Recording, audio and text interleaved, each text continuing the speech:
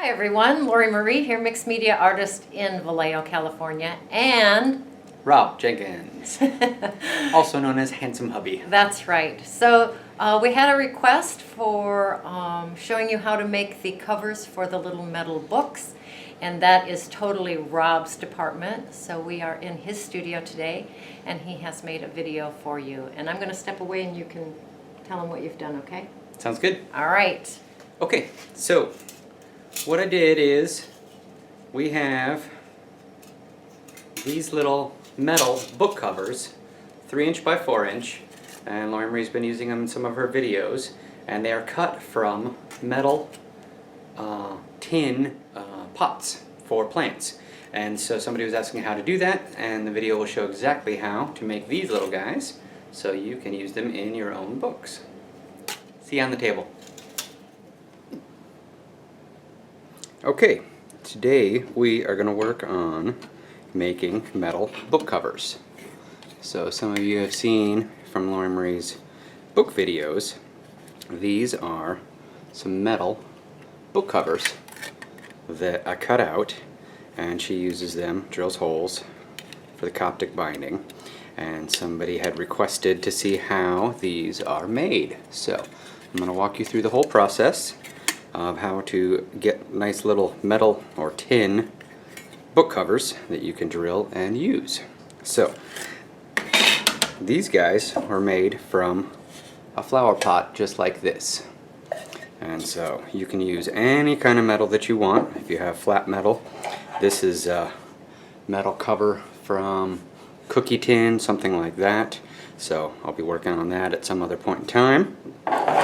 This is a slightly smaller flower pot, and these are actually from Trader Joe's, but I imagine a lot of places that are selling little potted plants are going to have these, so it's kind of fun. It's textured, it's got a little pattern on there with the paint, and so what we want to do is take this pot and turn it into nice flat covers. So a couple things that we're going to need today. Most important are tin snips, and these are just regular Wiss tin snips, available at any Home Depot, probably Ace Hardware, anything like that. So there's different kinds. This is just for cutting straight cuts, and then this little red handled guy is for making curved cuts. So there's going to be a little bit of tricky cutting in here, and so we have our tin snips. You're going to want something to mark with. You use just a regular pencil, or you can use Sharpie. Sharpie might leave some marks, so it depends on whether you are going to paint over this or leave it as is. So if you're going to leave this as is, pencil might be a better move so you don't end up with the black lines. A little bit of some kind of a ruler. This is just a nice little 6" ruler, and just for measuring the sizes, and then a little right angle tool, because the any kind of right angle tool would work. This is one I use for carpentry. So what's going to happen is the curve of this pot makes it so the design changes, and I'll show you that once we have it cut out. But I kind of go off of these midlines to make a nice rectangle. Otherwise it would be sort of wedge shaped like the pot. So another thing I would recommend if you're using tin snips cutting metal is some gloves. Any kind of gloves might work. You might not want them, but I usually use them on the hand that's holding the metal, because these edges can be a little bit sharp and don't want to cut yourself. So what we've got with this pot is we have a seam down the middle where it's folded together, and so we want to get rid of this seam. And then we also have a rolled edge that's thicker on the top and on the bottom. And we're not going to use the bottom piece, so first thing to do is cut this sucker up and get rid of all these pieces so we just have a nice sheet that we can flatten out. And this gets a little bit tricky because you have to put quite a bit of pressure on to cut through some of the rolled edges. It's a little bit thicker when you're cutting just the tin something like this size tin snip works very well. And so basically I'm just going to go ahead and cut along this edge. Hope everybody can see what I'm doing here. So I'm going to go all the way around.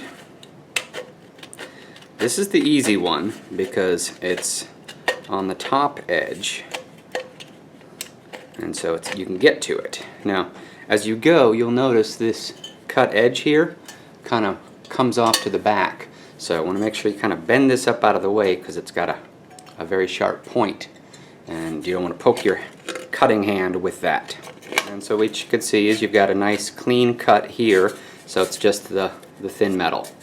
Now the tricky part is getting all the way down to this edge, so what I'm going to do is I'm going to cut along both sides of the seam. And so the seam is where the metal is folded together to make the pot. So I'm just going to do my best to cut all the way down from the top of the pot to the bottom, just kind of giving me a little bit of an access point.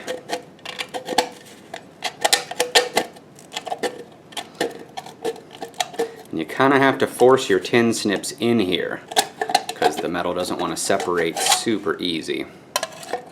And then we'll go along the other side of that.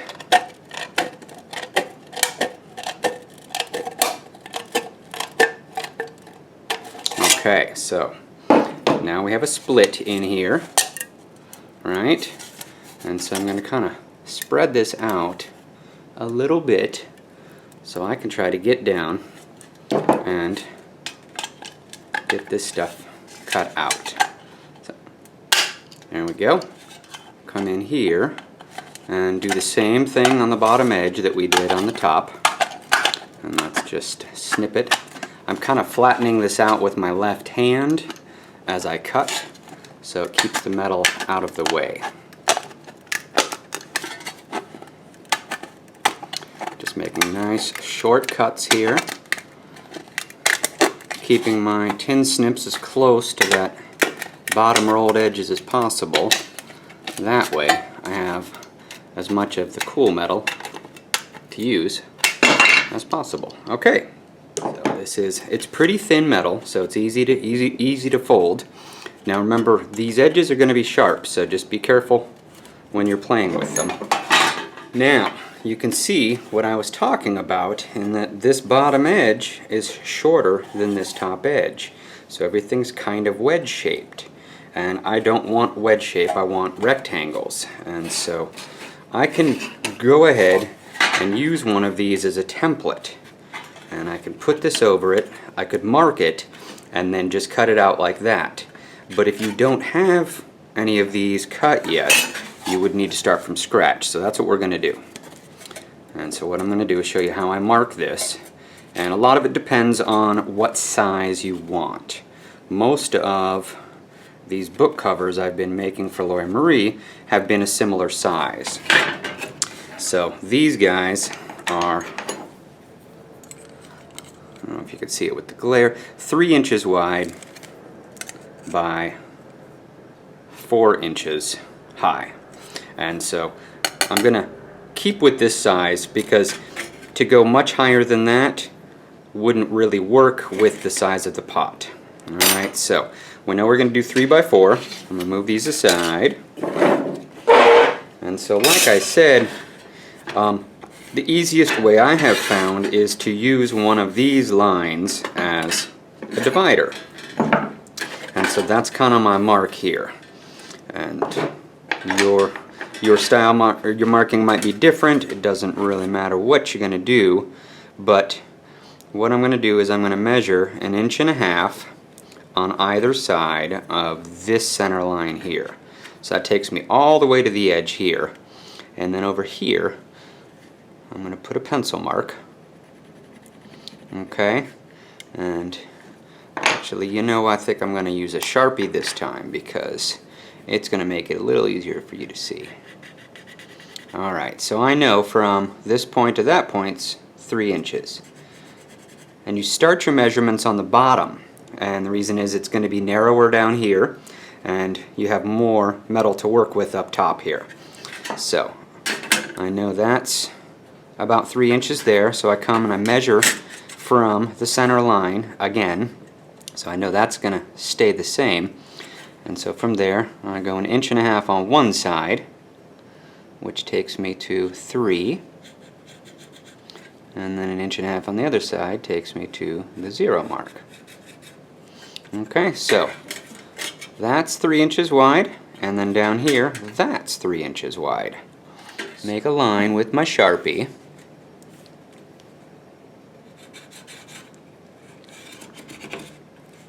And Sharpie works pretty well because you're trying to draw on metal. Flip it around and we'll do the same thing on this side. And as Lori Marie always says, leave your perfection at the door. It's not going to be absolutely perfect. Down here it'll probably be a little bit less. So I've got these marks. Now, since I'm dealing with pretty much flat metal, it's easier to cut. And so I'm just going to cut along these lines to get the correct width. We'll do the height afterwards. Alright, so here's where you want to try to keep nice straight lines. Now I'm going to do the same thing on this line.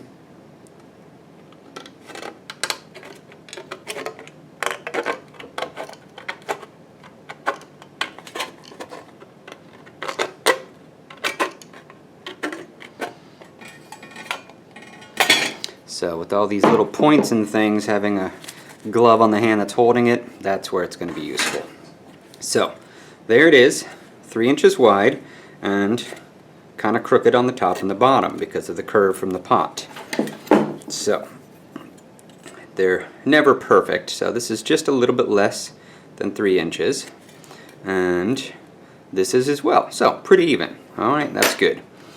Now, since this is the centerpiece, it looks like I've got a little more metal on the top than the bottom. So what I want to do is I want to cut the bottom edge off square. And I'm going to square it off one of the sides. And then from there I'll measure to the top. And that'll get me my 4 inches. So remember we were going to do 3 inches by 4 inches. So one way to do that is find this center line and then we'll measure again. Alright, so roughly from that point, 2 inches down is going to be there-ish. Alright, so I'm just going to do one at a time. This tends to gum up the Sharpie a little bit. So I don't know if you could see this on the edge here, but I'm going to take my little straight edge and set it on one edge, come off of this point, which was about 2 inches from the center. And just try to make a little Sharpie line there. That is the line for the bottom edge. Cut this off.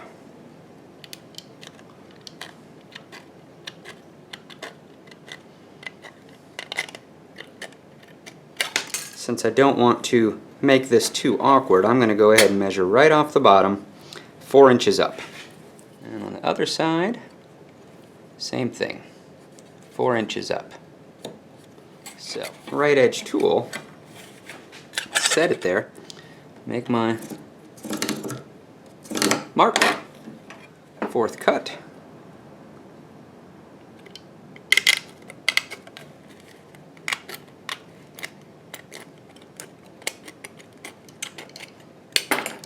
Alright, there it is. 3 by 4 inch tin rectangle. Now, since we have one rectangle, it's very easy to just do the second one using the first one as a template. Now I have found that these little pots, which are probably 5 inches tall, you can't get 2 or 4 of these out of it. You can get 3, so you can kind of mix and match. And so again, I want to line this up. I've got a center line of a design here. I could do it over here or here, but I'll use this. It seems to use less of the material. And since I see the top is here and the bottom of the line is here, I'm just going to kind of line those up pretty closely and then do an outline with my Sharpie.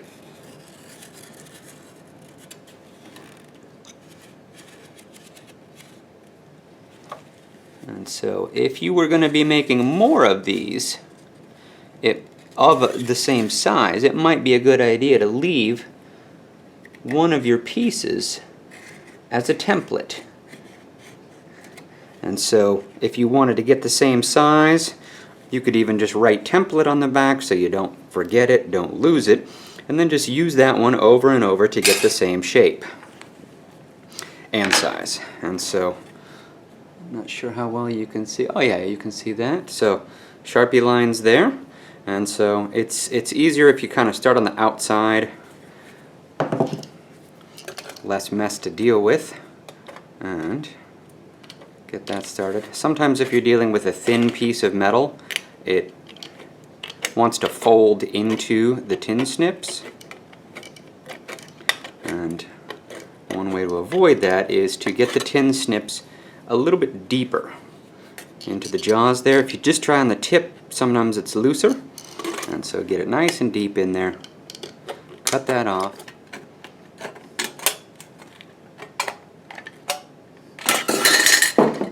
Now last thing on this one, fourth cut.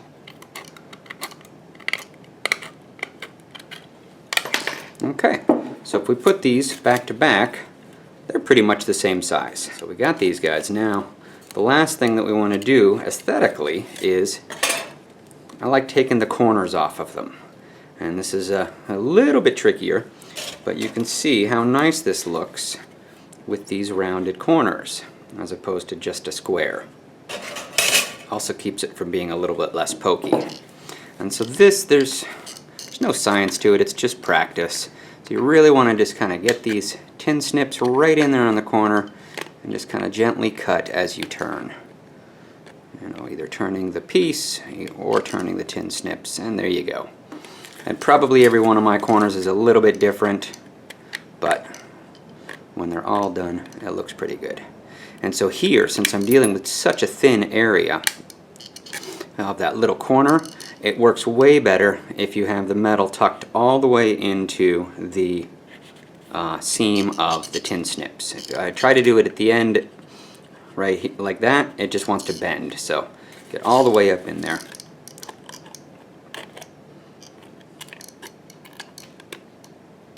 Okay, so there's one done. Do the other one. Same thing, tuck right in there. Just nice gentle cuts. All four corners done. So take these guys back to back, and they're pretty much the same size. So when I used the template for the first one on the second one, what that did is that gave me a mark that was a little bit outside. So this piece would have been a bit bigger. It would have made more sense for me to cut all of the Sharpie off, but I'm not too worried about that. And so there you have it. Two nice little pieces of metal, and like I said, this could be done with any metal. I don't know what gauge this is, but it's very bendable. So a lot of these things, we have used some very thin copper before, and I think Lori Marie has put that on something else that was a substrate. But yeah, any tin pieces would do. So there we go. That's how to make some metal or tin book covers out of an old flower pot. Alright, thanks for watching, everybody.